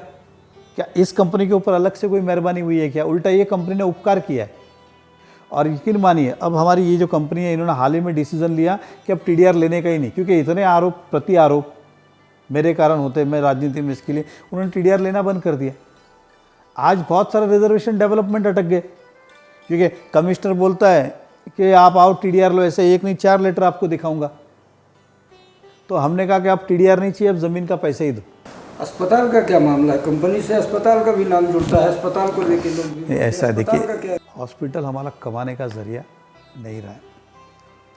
एक टाइम ऐसा था कि मेरी परिस्थिति ऐसी थी कि मैं हॉस्पिटल में था और मुझे बिल भरने के पैसे नहीं थे, और मैं राजनीति और समाज सेवा में था, इसलिए कितने लोगों की मैं मदद पैसे से, अगर मैं हॉस्पिटल बनाऊं तो ज़्यादा लोगों की मदद मैं कर सकता हूं। मुझे लगा हॉस्पिटल, और ये सन 2000 आपको बता दूं 9 में इसका गोपीनाथ मुंडे जी के हाथों भूमि पूजन हुआ 2009 में, और 11 में हॉस्पिटल का ओपनिंग हुआ, बराबर है। हालांकि लोगों ने अभी क्या बोला, इस चुनाव के अंदर नरेंद्र मेहता ने भ्रष्टाचार किया, MLA बने, हॉस्पिटल बनाया, लेकिन किसी ने ये नहीं सोचा कि मैं MLA बना 14 में, हॉस्पिटल तो 9 में शुरू हुआ, 11 में तो बिल्डिंग बन के रेडी हो गई थी, तब की बात है, लेकिन उसको भी आज से जोड़ दिया गया। क्या लेन देना उसका और इसका। और तीसरी बात, तो कंपनी ने बनाई। अब ये किसी ने देखा, वो हॉस्पिटल बनाने के लिए उस समय 10 करोड़ रुपया कॉरपोरेशन बैंक से लोन लिया गया था, वो किसी ने नहीं देखा। 10 करोड़ का लोन लेके हॉस्पिटल, गरीबों की सेवा। लेकिन उसमें हुआ ये भरत जी कि जब हॉस्पिटल शुरू किया गया तो मैंने कहा था कि किसी भी आदमी को मुझे ढूंढने की आवश्यकता नहीं है, आप रेट ही कम लगाओ। जैसे मान लो अगर ऑपरेशन का भार 5,000 रुपया होगा, अगर आपको 1,000 रुपये में परवड़ता है तो आप 1,000 रुपये ही लो, लेकिन आप ऐसा नहीं कि 5,000 लिखो फिर वो नरेंद्र मेहता को ढूंढे, मेरे पास आए, मैं चिट्ठी दूँ तब करूँ, मतलब सबके लिए कम कर दो। उन दिनों प्रॉब्लम ये हुआ कि हॉस्पिटल ऐसी चीज़ है कि बिल का 1,000 रुपया करने के बाद भी लोग मेरे घर पे आने लगे कि मेहता जी 1,000 रुपया इसमें कम करो। मैं उस ज़माने में आपको बता दूं, ये कंपनी जो है, मैं नहीं, कंपनी जो है करीबन मेरे ख्याल से 3 करोड़ रुपया सालाना, कितना, 3 करोड़ रुपया सालाना अंदाज से इस हॉस्पिटल को चैरिटी करती थी, मतलब अपनी तरफ से योगदान करती थी 7-11, क्योंकि लॉस आता था, इनकम थी नहीं, क्योंकि रेट कम था, तो वो 3 करोड़ रुपया कम अंदाज से मेरे ख्याल से कंपनी करती थी। मैं भी हो सकता 2.5 हो एग्जाम्पल। लेकिन लोगों ने और राजनेताओं ने उसको भी राजकारण का मुद्दा बनाया कि पैसा खा रहे, कमा रहे, लूट रहे। लास्ट में निर्णय लिया, यार जान दो, छोड़ दो। इससे अच्छा फिर वो हॉस्पिटल हमने बंद किया और फिर फैमिली केयर नाम का उसको भाड़े पे दे दिया। आज वो भाड़ा कंपनी को देती है और मैं अपने तरीके से जितना होता है, या कंपनी को जितना होता है, अपने तरीके से वो मदद करती है लोगों का, लेकिन अब वो भाड़े पे दे दिया। ये लोगों के, जो लोगों ने निंदा की, ये अगर किसी को अगर पाप लगेगा तो उन्हीं को लगेगा जिन्होंने निंदा कर करके इतना मजबूर कर दिया कि हमको हॉस्पिटल बंद करना पड़ा।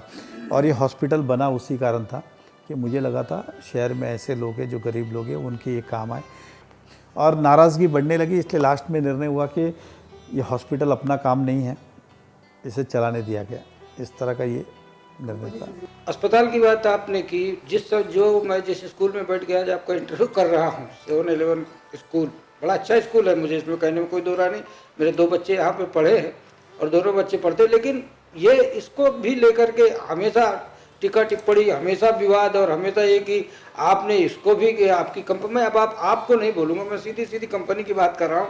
तो क्या स्कूल का क्या मामला है? स्कूल के भी मामले को मैं चाहूँगा कि आप साफ करिए कि स्कूल किस तरह से बनाया आपने, क्या स्कूल में कंपनी कुछ गलत किया? ये कंपनी ने मेरे राजनीति में होने के कारण कंपनी ने बहुत कुछ भोगा है, फ़ायदा नहीं किया है, नुकसान किया है, भोगा है।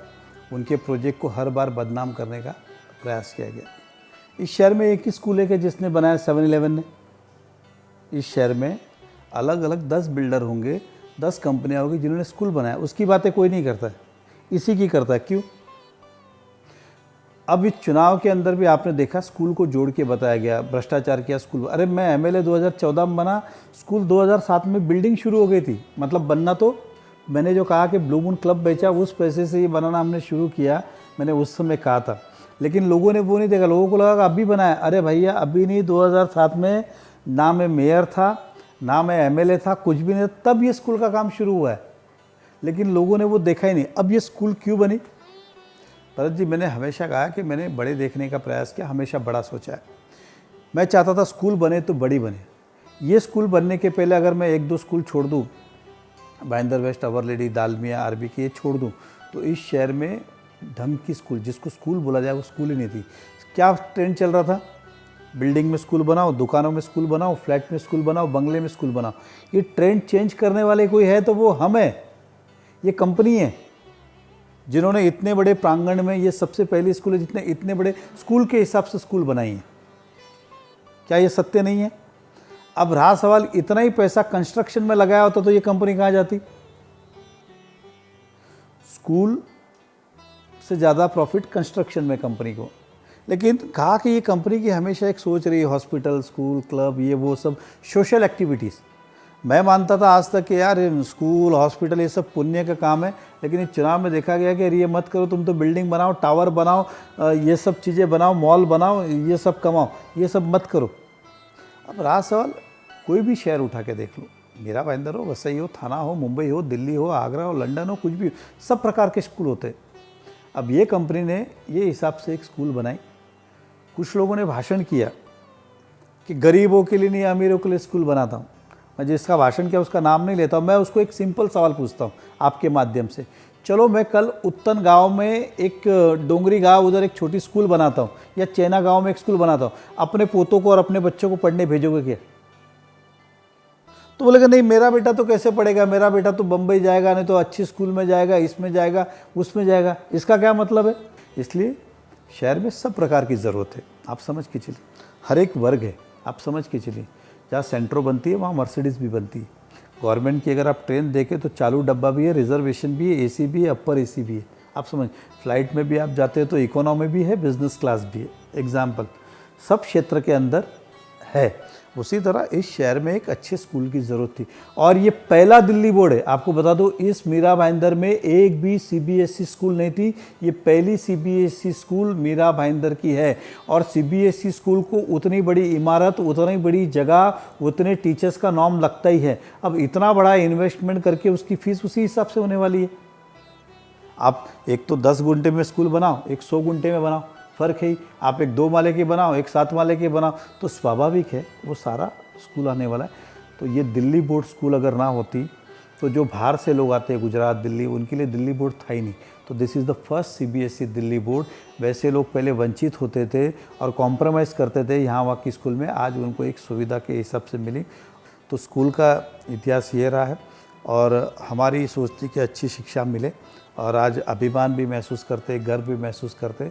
अभिमान से कहते हैं सर, आप कितने आरोप प्रति आरोप, डिटेल में जाते नहीं हो, लेकिन और लोग भी क्या करते हैं, आरोपों को सुनने में इंटरेस्ट, दूसरी बाजू सुनने में इंटरेस्ट ही नहीं रखते, जिसका खामियाजा भी मुझे भुगतना पड़ा। हॉस्पिटल की हकीकत में स्कूल बनी, ये सब पहले बना हुआ है, अभी तो कुछ बना ही नहीं। तो ये सारी चीज़ें जो है, ये जनता के हित में, जनता की सेवा के लिए हमने सोचा था। अब आपको बता दूँ, इस शहर में हमने कॉलेज बनाने का भी निर्णय लिया था।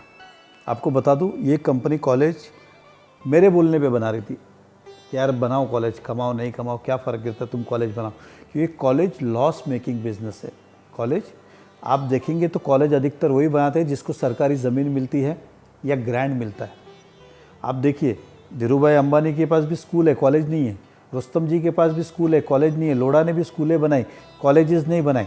आरबीके वाले ने भी, जो कनकिया ग्रुप है, उसने भी स्कूलें बनाई, कॉलेज नहीं बनाई।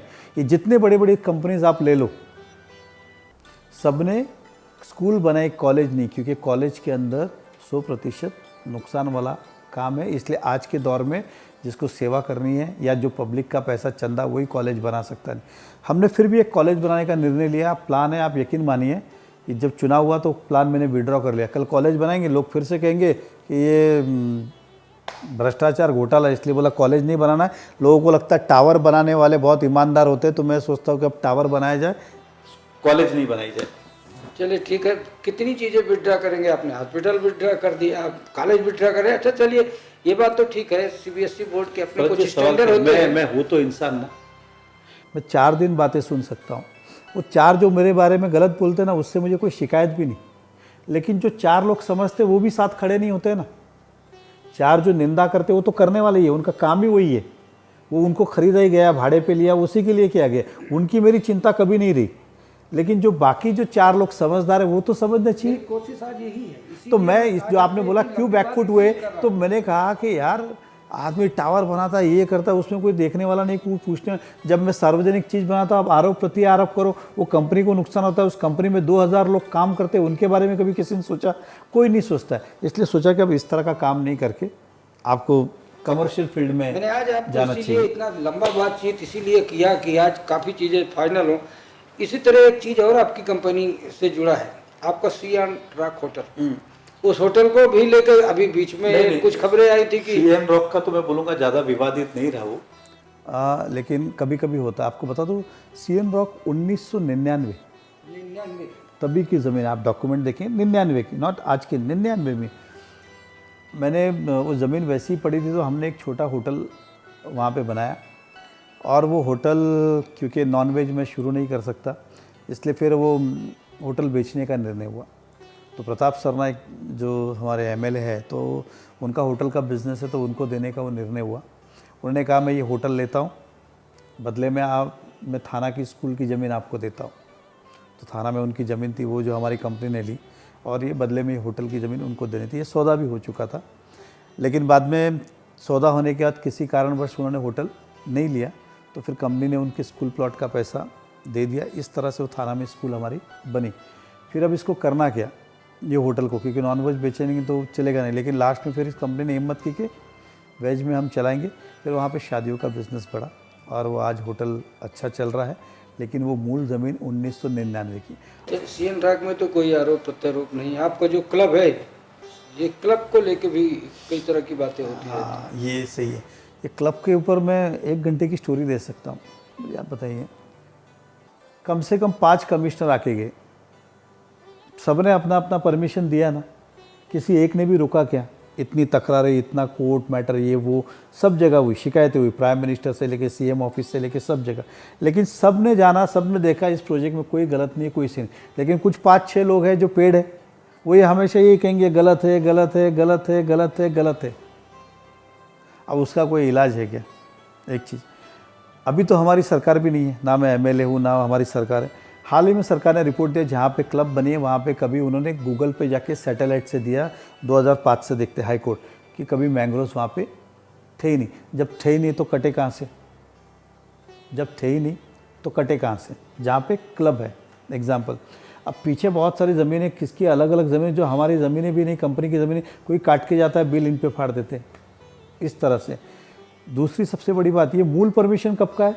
2008 का परमिशन है। कब का? 2008 का परमिशन है, ये आज का नहीं है। ये राजनीति क्षेत्र में बिजी होने के कारण, मतलब आपको बता दो, ये कंपनी का जो कुछ मेजर एजेंडा था वो सब मेरे विधायक बनने के और मेयर बनने के पहले के थे। लेकिन लोगों ने बदनाम के जैसे कल ही बनाया। और क्लब का काम शुरू कब हुआ? 2015 में। उसकी चर्चा कब कर रहे? 20 में, क्योंकि ओपनिंग हुआ। 15 से लेके 20 तक किसी ने कुछ नहीं बोला। लेकिन जैसे ही चुनाव आए, ये मैंग्रोव्स कटा, इसमें ये कटा, वो कटा, ये कटा, कैसे कटा, उस पर कितने लोगों ने परमिशन दी है? Home department, Maharashtra tourism, joint director, collector, Mira Bhayandar municipal commissioner, और भी एक आध कोई होगा। ये सब क्या समझदार नहीं है जो ऐसे परमिशन दे रहे थे? इतनी कंप्लेंट के बाद भी दे रहे थे। अब तो हमारी सरकार नहीं, उस समय भी सरकार ने कहा नियम से हमने परमिशन दिया है, वही कागज़ दिखाया, तो अननेसेसरी उससे बदनाम किया गया। अब वो ज़मीन कहाँ से आई? तो सर वो ज़मीन देखिए 2003 में खरीदी है। कब? 2003 में ज़मीन का। और तब क्या भाव चलता था? नो डेवलपमेंट जोन, वो NDZ है। मुश्किल से उस ज़मीन की कीमत उस समय 20 रुपया 30 रुपया फूट रही है, 20 रुपये 30 रुपये फूट रही उस समय। अब हमारे पास दूरदृष्टि थी, हमारे पास विज़न था, चाहे वो सीएन रॉक होटल वो जहाँ पे है वहाँ तो जंगल तक वो जाते नहीं थे, शेर और सांप आते थे रोज़ उस ज़माने में 99 में वहाँ पे डेली शेर आते थे, चीता बीता आते थे, उस तरह का है। रात को रहना भी मुश्किल था, सांप से भरा हुआ रहता था। उस समय किसी ने नहीं सोचा, हमने सोचा। ये जो क्लब वहाँ पे तो रास्ता भी नहीं था, इतने इतने कीचड़ में से जाना पड़ता 2003 में। अब वो ज़मीन कैसे बनी, आपको सबसे बड़ी कहावत बनाओ। उस ज़मीन का आधा हिस्सा इस तरफ है जहाँ पे LR तिवारी कॉलेज बना है, और आधा हिस्सा उस तरफ। LR तिवारी को कॉलेज बनाने के लिए ज़मीन किसने दी? तो 7-11 नहीं दी, 7-11 ने दी। वो R जोन था इसलिए वहाँ पे कॉलेज बन गई। सामने की तरफ NDZ था तो NDZ में क्लब परमिशन है। अब गवर्नमेंट की एक पॉलिसी है इकोनॉमिक को देखते हुए कि बाहर का पैसा ज़्यादा से ज़्यादा, इसलिए 5 स्टार होटल के लिए हमेशा लिबरल रही है। कोई अपनी सरकार नहीं, इंदिरा गांधी जी के ज़माने से, कि ज़्यादा से ज़्यादा 5 स्टार हॉस्पिटल उनको क्या बोलते हैं प्रोत्साहन मिले। कभी कभी तो कई जगह तो ज़मीनें फुकट में दी है 5 स्टार होटल बनाने के लिए। अपने यहाँ पे सरकार ने FSI एक्स्ट्रा दिया, आज भी होटल के लिए 4 FSI। मीरा भाईंदर के अंदर भी 5 स्टार होटल बने, इसलिए CM साहब ने स्पेशल परमिशन देके होटल को परमिशन दिया। अब उन्होंने दिया तो फ्री में नहीं दिया, जैसे बाकी जगह पे चार्ज करते महाराष्ट्र में, उन्होंने मेरे ख्याल से 8 करोड़ रुपया प्रीमियम चार्ज किया। अब ये 8 करोड़ किसको मिला? मीरा भाईंदर म्युनिसिपल कॉरपोरेशन को। दूसरा, आप मुझे बताइए कि 5 स्टार होटल, आप जिस गांव में रहते हो, अगर आपके गांव में 5 स्टार होटल है तो आप उसको अभिमान से कहोगे कि शर्मिंदा होके कहोगे? जिस गांव में आप रहते हो उत्तर प्रदेश में, अगर कोई कहे आपके गांव, तो उसमें आपका गर्व महसूस होगा कि शर्मिंदगी? तो ये गर्व महसूस होगा। इस शहर के अंदर 5 स्टार हॉस्पिटल है, 7 स्क्वायर स्कूल है, वोकार्ड हॉस्पिटल है, मैक्सेस मॉल है, एग्जाम्पल ठाकुर मॉल है। एग्जाम्पल मैं आपको कहूँगा, अगर ये 6-7 चीज़ें आप निकाल दो इस शहर से, मैक्सेस निकाल दो, वोकार्ड निकाल दो, 7 स्क्वायर निकाल दो, दालमिया निकाल दो, GCC निकाल दो, ये निकाल दो, अब बचा क्या मुझे बताइए? क्या है आपके शहर में? कुछ भी नहीं। दूसरी सबसे बड़ी बात जो 4 लोग जो करते हैं उनको बता दूं, ये शहर जो है, ऐसे जो लोग हैं इनके भरोसे पे ये शहर चलता है।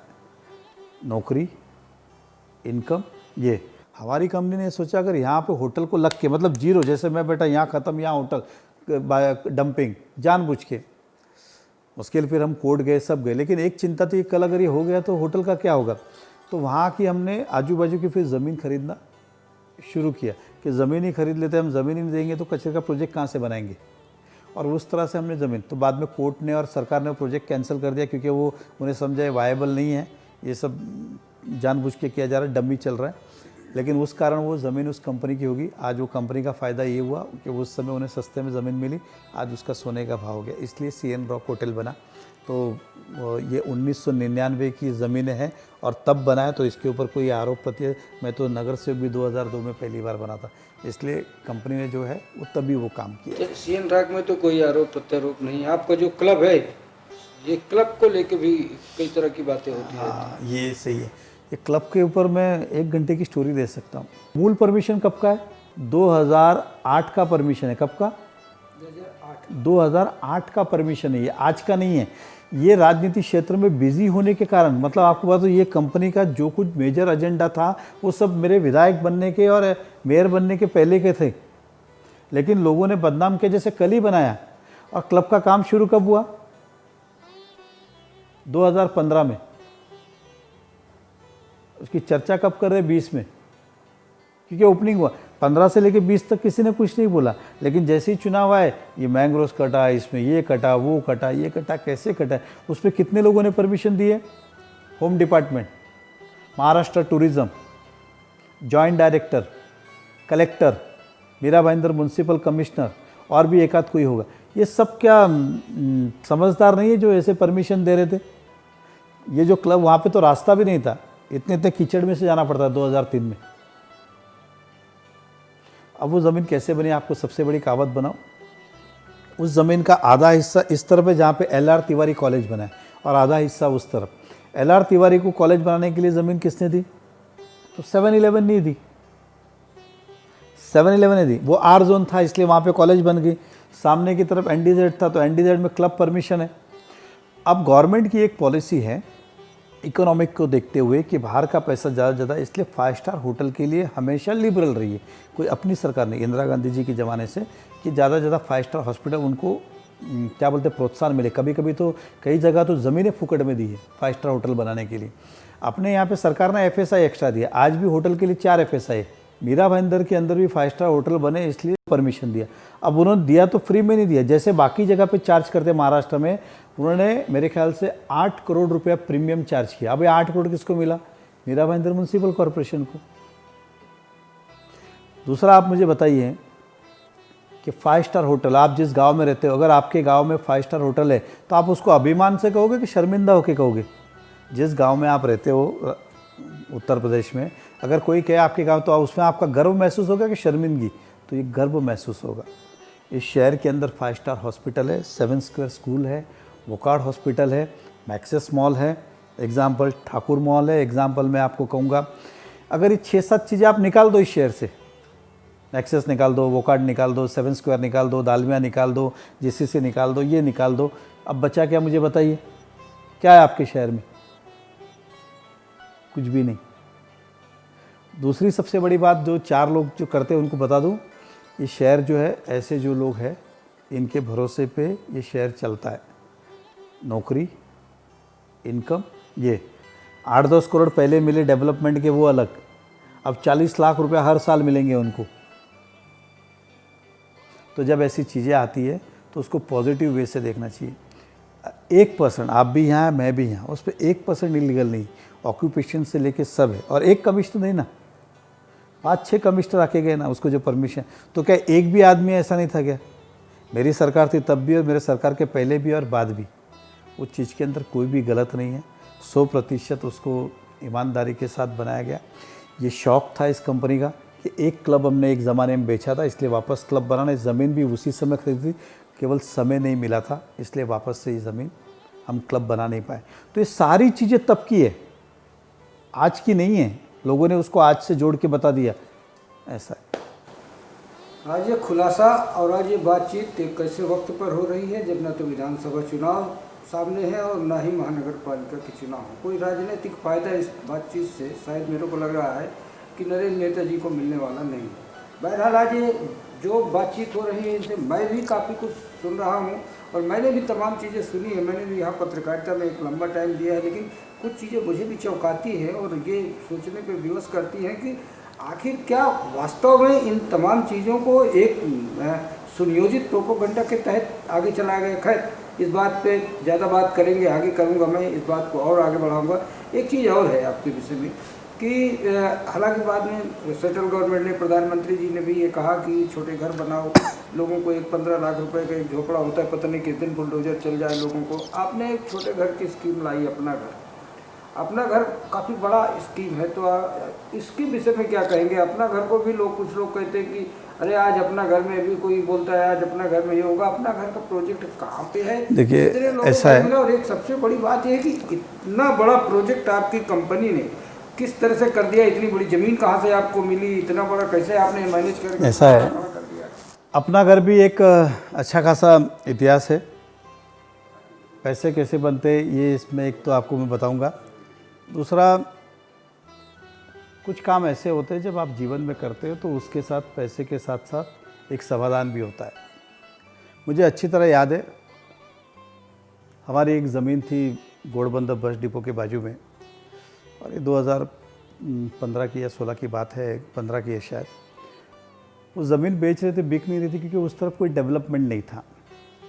तो मुझे कंपनी वाले ने बताया बिक भी नहीं रही, मतलब ठीक है देखते हैं क्या करना है। और अचानक एक दिन ऐसा आया कि मैं किसी काम से काशी मीरा के झोपड़पट्टी में गया था जो स्लम एरिया है। वहाँ मैंने कुछ किसी बातों में पूछा, यार ये झोपड़े इधर कितने के मिलते?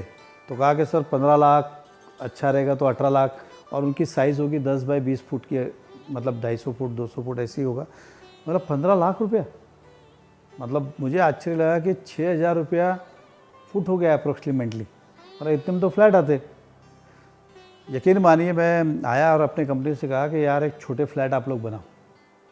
ये गरीब आदमी जो 15 लाख का झोपड़ा खरीदता है वो गली में रहता है, गटर का ठिकाना नहीं, टॉयलेट का ठिकाना नहीं, बाथरूम का ठिकाना, बच्चों के खेलने की व्यवस्था नहीं, और सबसे बड़ी बात इल्लीगल लटकती तलवार, बरसात में पानी गलने का डर।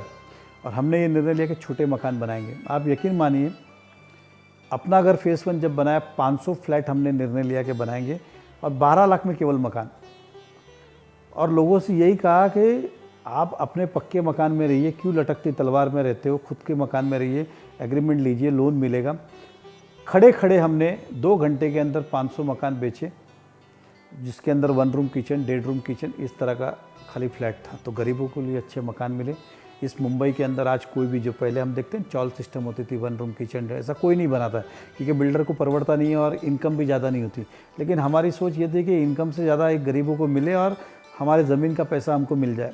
लेकिन नो डाउट उस कंपनी को इनकम भी हुई, घर भी बने, लोगों को भी मिले, सबका काम हुआ। तो इस तरह से अपना घर के प्रोजेक्ट की शुरुआत हुई। अब ये अपना घर जो फेज़ 2 बन रहा है उसमें गरीबों को 12 लाख 13 लाख, उस थोड़े बड़े मकान भी है, 1 रूम किचन भी है तो, लेकिन 1 रूम किचन भी 17 लाख 18 लाख में कहाँ मिलते हैं, जहाँ 30 लाख 35 लाख है, यहाँ 18 लाख। तो ये छोटे कॉम्पैक्ट घर बनाए गए और इसके अंदर एक फ़ायदा हुआ कि गरीबों को घर मिले, कंपनी को मुनाफा हुआ और आने वाले की ज़मीन बिक गई। तो इस तरह से काम होता है। तो प्रोजेक्ट पे आरोप प्रति आरोप आप कुछ भी करो, किसने कहा कि सब प्रोजेक्ट में पैसा लगता है? अगर आपकी नीयत साफ़ है, आप ईमानदारी से काम करें तो अपने आप सब पैसा आता है। तो जो लोगों ने 100 फ्लैट खरीदा उन्होंने भी करोड़ों रुपए कमाए, आरएनए को भी पैसा मिला, कंपनी ने भी कमाया और गरीबों को भी सस्ते में मकान मिले। ये प्रोजेक्ट इस तरह से तैयार हुआ। अभी हाल ही में आपने देखा उसके अंदर पॉलिटिकली बहुत सारा उसको प्रेशराइज किया गया। तो मैं सभी आपके माध्यम से इंटर की किसी को भी डरने की ज़रूरत नहीं जिसने अपना घर में फ्लैट लिया। अपना घर में सारा काम जो है वो नियमित रूप से ही किया जाएगा। उसके अंदर गलती कंपनी की इतनी है, प्रोजेक्ट जल्दी पूरे करने के चक्कर में बिल्डिंग का एक्चुअल 15 माले की 9 माले का परमिशन था, 11 माला हमने बनाए, वो TDR लोड करके रेगुलस करना। और MRTP एक्ट के अंदर वो प्रोविज़न ही है, कोई मेरे लिए नहीं, पूरे महाराष्ट्र के लिए वो कायदा ही है कि अगर एक काम आपका 10 फुट है, आपने 11 फुट किया तो 11वें फुट का पेनल्टी भर के रेगुलस करना है। तो अगर वो परमिसेबल है तो मेरा परमिसेबल है, उस कंपनी का परमिसेबल है, तो कंपनी को ऑटोमेटिकली उसके अंदर परमिशन मिलने वाले। लेकिन जानबूझ के उसको हैरेस करने के लिए किया गया। आपकी जानकारी के लिए आपको विश्वास दिलाता हूँ, वो प्रोजेक्ट पूरा होगा, कंप्लीट होगा, बल्कि आपकी और तेज़ी से काम होगा उसके अंदर और फटाफट सारे नियमों का पालन करेंगे। मुझे न्यायपालिका के और कंपनी को, दोनों को, जिस कंपनी ने प्रोजेक्ट बनाया उनको, न्याय 7-Eleven को न्यायपालिका पे भरोसा है कि इस पे सभी को राहत मिलेगी और न्याय मिलेगा। ये प्रोजेक्ट समय से पहले हम पूरा करने का प्रयास करेंगे। तो इस तरह से अपना अगर फेज़ 1 बना, जहाँ आज 500 लोग रहते हैं उनको पोजीशन दिया, खुश है, 12 लाख में झोपड़े के बदले मकान में रह रहे। अपना अगर 2 का काम बहुत तेज़ी चल रहा है, 3 का काम तेज़ी से चल रहा है। और सबसे बड़ी बात ये हुई उसके अंदर भरत जी कि नरेंद्र मोदी देश के प्रधानमंत्री भी बाद में उन्होंने भी ये किया कि छोटे घर बनने ज़रूरी है ताकि आम आदमी खरीद सके, जो जिसे प्रधानमंत्री आवास योजना कहा गया। हमने सरकार से किसी तरह का फ़ायदा नहीं लिया, हालांकि प्रधानमंत्री आवास योजना के सरकार की तरफ से एक्स्ट्रा FSI भी हमने नहीं लिया।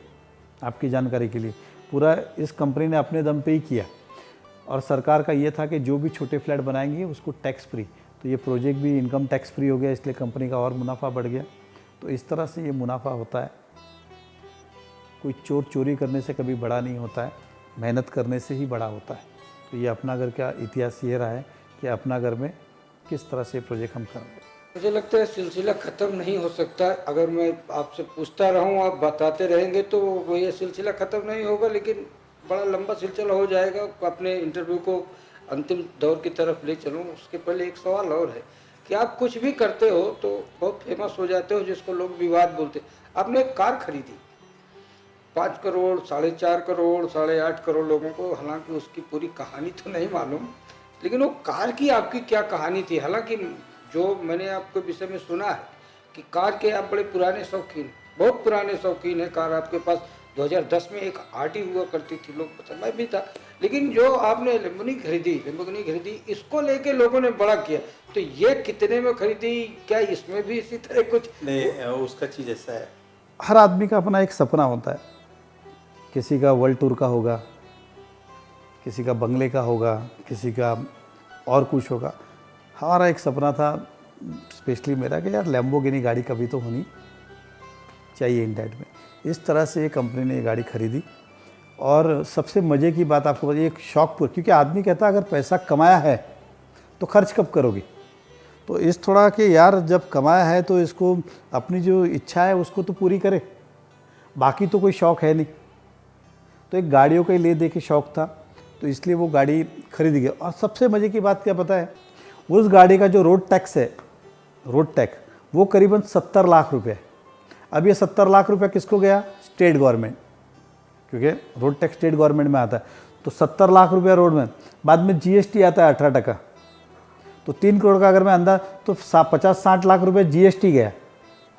तो शॉर्ट में ये अगर गाड़ी खरीदी है तो 3 करोड़ रुपया गवर्नमेंट को टैक्सेशन दिया गया, केवल टैक्स दिया गया, और ये 3 करोड़ रुपया पब्लिक के भलाई के लिए ही लगा है। अगर मेरे जैसा व्यक्ति सोचे तो मैं चाहूँगा कि देश में जो कैपेबल है हर आदमी लैम्बोर्गिनी खरीदे 1.5 करोड़ की और 3 करोड़ रुपया गवर्नमेंट को दे। मैं बोलता हूँ ना पीएम रिलीफ फंड की ज़रूरत है ना सीएम रिलीफ फंड की ज़रूरत है, सारा पैसा इसी माध्यम से आ सकता है।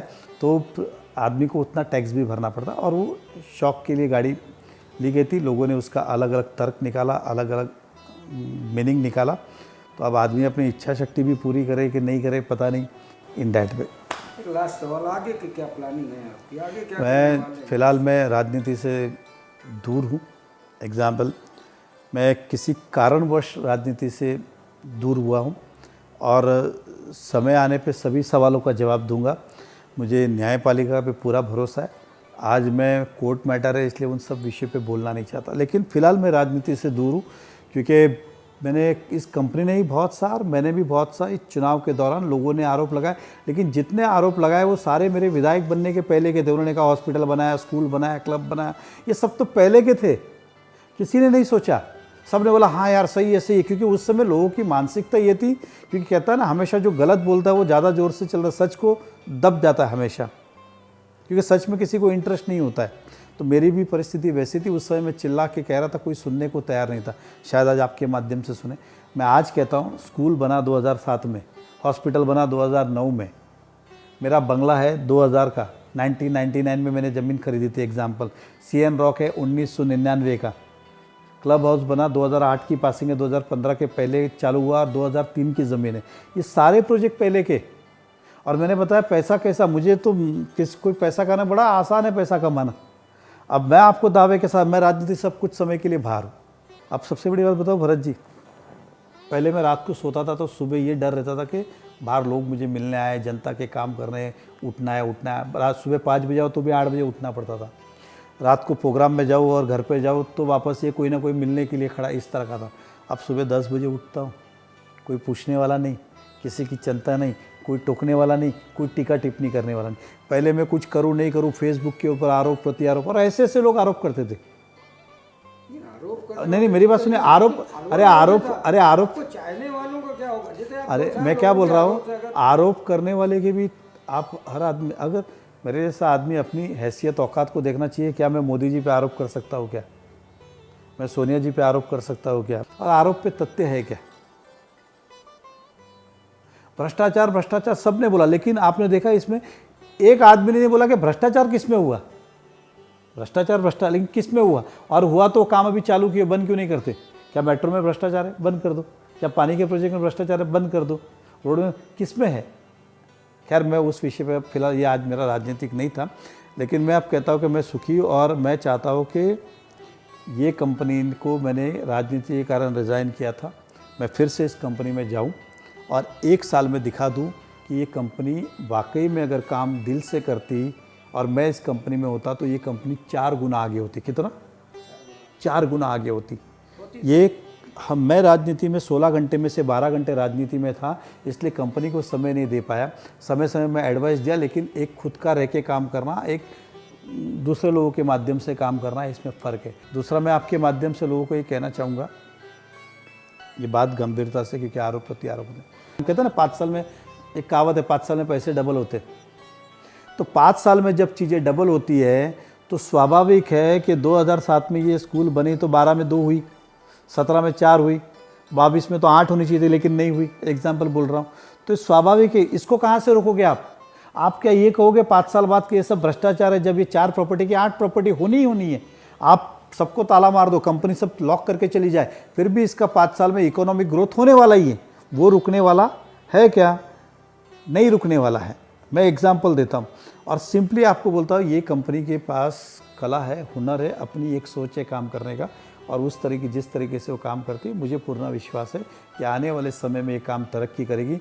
लेकिन ये कंपनी जब तरक्की करेगी तो इसमें शहर का भी भला होगा, शहर का नाम होगा, शहर का डेवलपमेंट बढ़ेगा, शहर को रेवेन्यू बढ़ेगा, शहर के अंदर नौकरी जनरेट होगी इस कंपनी के माध्यम से, इतना मुझे विश्वास है।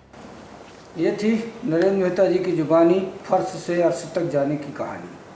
बहरहाल जो कहानी सुनने के बाद लगता है एक बात तो साफ समझ में आती है कि जितनी भी चीज़ें खड़ी की गई, चाहे सिविल डिलीवरी स्कूल खड़ा किया गया, चाहे अस्पताल खड़ा किया गया, चाहे क्लब खड़ा किया गया, चाहे होटल खड़ा किया गया, ये तमाम चीज़ें 2007-2008 की तब थी जब नरेंद्र मेहता या तो सिर्फ नगर सेवक हुआ करते थे, और कई चीज़ें तो ऐसी हैं जब ये नगर सेवक हुआ भी नहीं करते थे। लेकिन सवाल एक ये निश्चित तौर पर सोचने जैसा है कि आखिर इसको इसी चुनाव के दौरान इतना बड़ा मुद्दा क्यों बनाया गया। और जैसा बातचीत में बात में नरेंद्र मेहता जी ने कहा कि सत्य जो होता है वो दबता नहीं है, और शायद उनका जो लोगों को अपना जवाब देने का तरीका था उसको भी लोगों ने गलत तरीके से जनता के सामने प्रेजेंट किया। लेकिन आज की इस लंबी बातचीत के बाद ये इंटरव्यू जब बाज़ार में आएगा तो मुझे पता है कि कई लोग इस पर आएंगे, कई लोग इस पर क्रिटिसाइज करेंगे। लेकिन जिन लोगों के लिए मैंने इंटरव्यू रिकॉर्ड किया है उनसे ज़रूर मैं ये अनुरोध करूँगा कि इनको एक तरफ रख दीजिए आप। ये जो लोग आज तक चिल्लाते आए हैं इनको एक तरफ रख दीजिए और खुद एक बात सोचिए कि अगर शायद नरेंद्र मेहता राजनीति में नहीं होते तो निश्चित तौर पर ये अगर प्योर व्यापारी होते तो जाने आज ये कहाँ होते, जैसा उनका दावा है वो बहुत आगे होते। मुझे ये इंटरव्यू मैंने बहुत लोगों के लिए किया, लेकिन मुझे इंटरव्यू में थोड़ा दुख भी है, थोड़ी तकलीफ भी है कि मेहता जी बहुत अंदर से आहत हुए, और वो इतने ज़्यादा आहत हुए कि उन्होंने राजनीति तक को एक तरह से अलविदा कह दिया। लेकिन फिर भी कुछ लोग होंगे उनकी आलोचना करने वाले, लेकिन शहर में इस बात से इनकार नहीं किया जा सकता कि आज भी राजनीति में नंबर 1 नेता, और सबसे ज़्यादा अगर इस पूरे शहर में, ये मैं नहीं कह रहा हूँ, ये बड़ी एकदम खुली बात है कि आज भी चाहे तो कंपनी के लेवल पे इतनी बड़ी बात दे लीजिए, बिजनेस में देख लीजिए तो बिजनेस में भी अगर आदमी नंबर 1 है, और राजनीति में संन्यास की घोषणा के बाद भी आज राजनीति में भी नंबर है। मेरी एक अपनी खुद की इच्छा है कि मेहता जी आप राजनीति में बने रहें, बाकी फैसला आपको करना है। आपने जिस तरह से बताया, आप जो काम करेंगे, माल बनेंगे, आपके बोर्डिंग स्कूल कॉलेज बनेंगे, उससे निश्चित तौर पर इस शहर की पूरी शान पे चार चांद लगेंगे, और जो सबका एक साथ विकास होगा। बहरहाल आज ये फर्श से अर्श की जो ये कहानी है, आप खुद सोचो, खुद समझो और खुद विचार करो कि आखिर इसकी सच्चाई क्या थी। आज मुझे नरेंद्र मेहता जी के साथ दीजिए इजाज़त। बहुत बहुत धन्यवाद आपका, आज आप आए। और फिर से एक बार यही कहता हूँ कि आपने ये बात उस दौरान की है जब आगे न विधानसभा चुनाव है और न किसी तरह के चुनाव है, तो मुझे लगता है कि लोग इसको सुनेंगे भी, समझेंगे।